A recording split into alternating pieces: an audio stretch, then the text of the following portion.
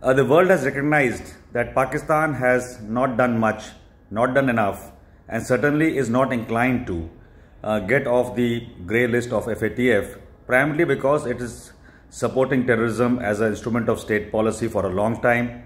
It has become difficult for Pakistan to wean away and weed away the terrorist roots from its own soil. It cannot do it.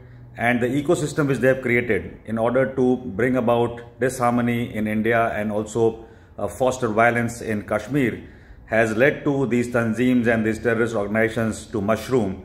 And whether it's a good terrorist, bad terrorist theory, it doesn't augur well and doesn't work well in the current modern world. Pakistan has tried to befool the World Committee by doing much in the last 1.5 years since it has been under the FATF surveillance. But I am afraid it's not going to go off the grey list for sure. The attempt to put Pakistan in the blacklist may not succeed completely because of the numbers which are involved in terms of voting there. And whatever Pakistan has done, whether terrorists which are UN designated have been hidden, have been given secure haven, some sort of a charade created by their arrest, is all seen clearly and right through by the Committee of Nations which is going to decide upon this.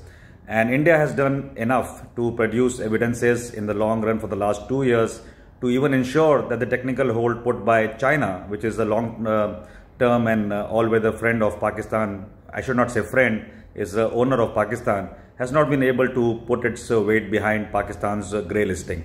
So I think that in the coming FATF plenary, Pakistan should continue in the grey list, and while India and the other nations who are supporting the motion to call out Pakistan for supporting terrorism from its soil will continue to do so.